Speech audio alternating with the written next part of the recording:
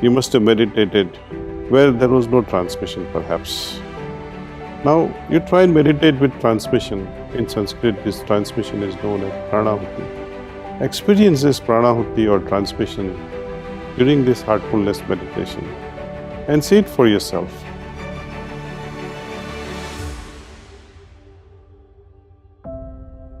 Often people have confusion whether to start meditation or not, because often we try meditating on our own and we get discouraged because of rush of thoughts during meditation. The moment we close our eyes, this rush of thoughts prevents us from meditation. We see our inability. Thoughts are natural to us, just as our eyesight, our hearing. What is a mind without thoughts? But through meditation, we like to train our mind, use its ability of thinking, so that this thinking can be heightened to a creative level. Whenever thoughts do arise in mind, we just have to simply remind ourselves that I am meditating.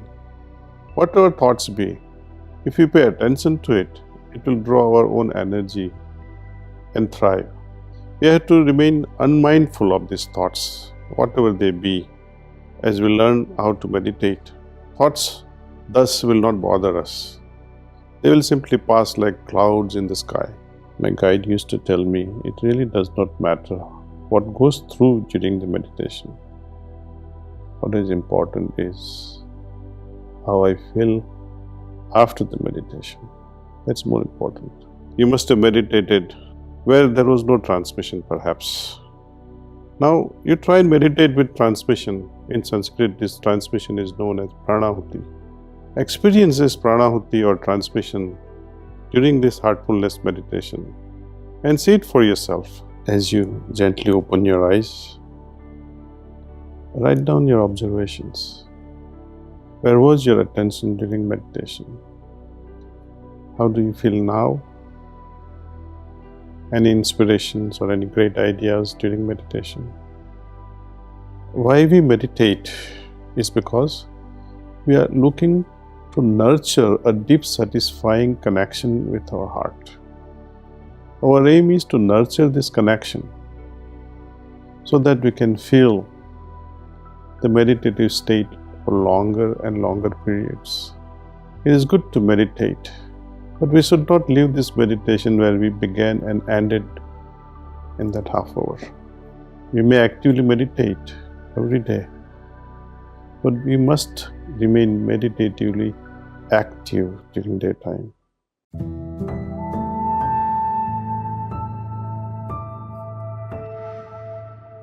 Yogic transmission is something that really must be felt in order to be understood. We are already familiar with basic idea of transmission.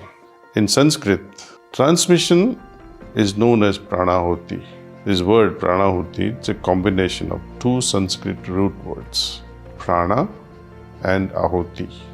Prana is the essence of the essence, the life of life. The second root word is Ahuti, means sacrifice or the offering. To receive transmission is to receive the essence of the source itself. This offering is made to the thirsting hearts. We experience transmission when a trainer directs this flow towards our heart. The transmission does not originate with the trainer. It is a natural outpouring from the source itself, and the trainer is merely a part of this process. Just as the air is everywhere, sunlight is also everywhere, but when it is focused through a convex lens, like the lens of a magnifying glass, its effects become very intense.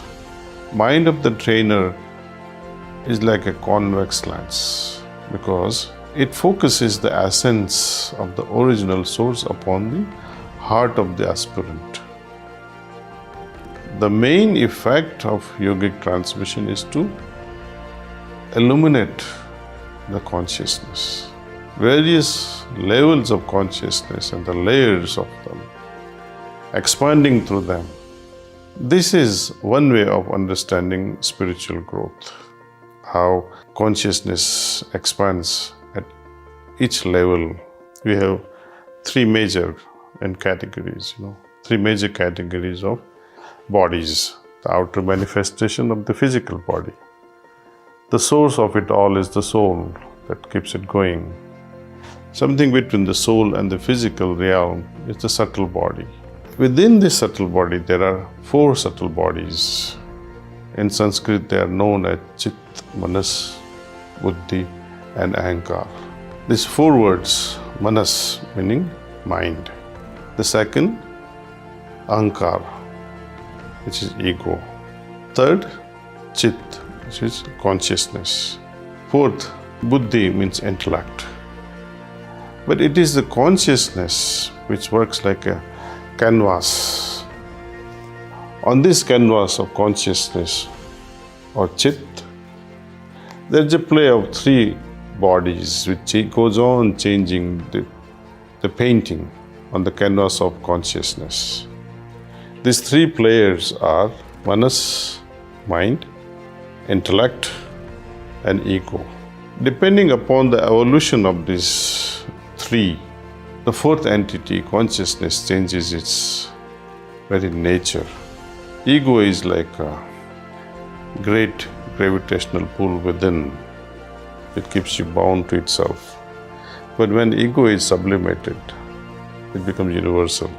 And to that extent, the consciousness also will change. It will expand. When I no longer think, but I evolve to a level where feelings predominate. Absolutely. That is the evolution of the mind, which moves from thinking to feeling.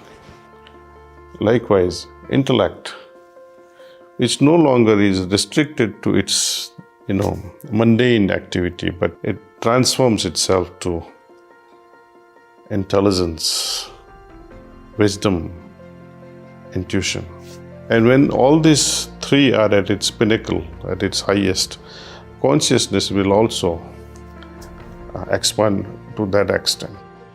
So all these things finds their true expression because of the yogic transmission. Yogic transmission is something which penetrates all these subtler levels of Chit, Manas, Buddhi, and Ahankar, and does a magical thing in nourishing our very existence at a spiritual level. To me, this transmission is something like a cane or a wheelchair or the lift that we use in high-rise buildings. You can walk if you like, but wouldn't it be nice if you can take a lift? Yogic transmission is like that.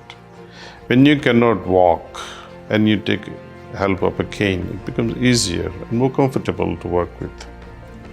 When I close my eyes and try to meditate and try to go deeper within the consciousness or fly higher in a state of superconsciousness, it becomes easier on its own without transmission, flying higher into a state of superconsciousness or going deeper into subconsciousness. Difficult. So transmission works like a magic. A simple act of receiving this transmission with open heart, that yes, let me experience this transmission, what it is all about. If you like to experience this very transmission, just simply download this app, Let's Meditate, to experience this transmission in the privacy of your own house, privacy of your own bedroom. Download this particular app called Let's Meditate and connect to a trainer. These trainers will be ever ready to help you experience this yogic transmission at any time, at any place. These trainers are there worldwide. We have thousands, more than 10,000 trainers throughout the world. And we have so many hot spots where we can go to and meditate with such trainers. It is free of cost. These sessions are very practical in nature. The trainer will say, okay, let's meditate. The person would close his eyes, you close your eyes, and then you feel, that's all. So having experienced this meditation at least once, I would seriously recommend you to undergo many such sessions, minimum 3 to start with. And after such sessions, you decide whether to continue with it or not. To have the full impact of it, actually, one needs to practice for longer than that. In such a way that, yes, it becomes our lifestyle one day. During these introductory sessions, 3-4 introductory sessions, a lot of work which is done upon the individual who is seeking such a training. This work is done through this transmission. In fact, the very highest spiritual state is infused on day 1, but it comes in a seed form. It is nourished daily by our individual practice of meditation and by repeated exposure to yogic transmission. It is always helpful to have follow-up sessions, for which you can either use the app or meet our trainers in person at various retreat centers and local hotspot locations worldwide after each meditation. We ought to remain still and silent for some time. We ought to allow such a state to settle, take hold of us before we carry on into the worldly affairs. Explore how you feel now and note down your observations in journal. Journal is a helpful tool to help us retain, observe, identify the effects of meditation. When one feels that the two are effectively balanced, then it is all right to get up. What are these two? My inner and outer awareness. When you feel that, okay, now I can handle the external affairs without disturbing my inner, then it is good. That's the moment you get up.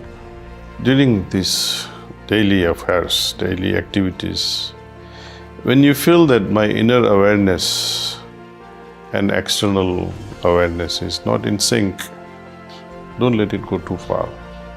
Moment you realize, instantly reconnect. Often when we become careless, day passes even without recollecting the morning balanced state. That too is okay. Another better day will come, but recognize that you missed out. This awareness is very important. That yes, I can have many beautiful inner states, but I got to remain in osmosis with it. I got to have this permanent inner awareness in such a way that I can go on meditating even with my open eyes and yet be able to do so many worldly things. More we take interest in it, I think more we can see the expansion of consciousness. And this is made possible only with the help of transmission. So let's take the advantage of this transmission, like sunlight, like air. It is freely available to us.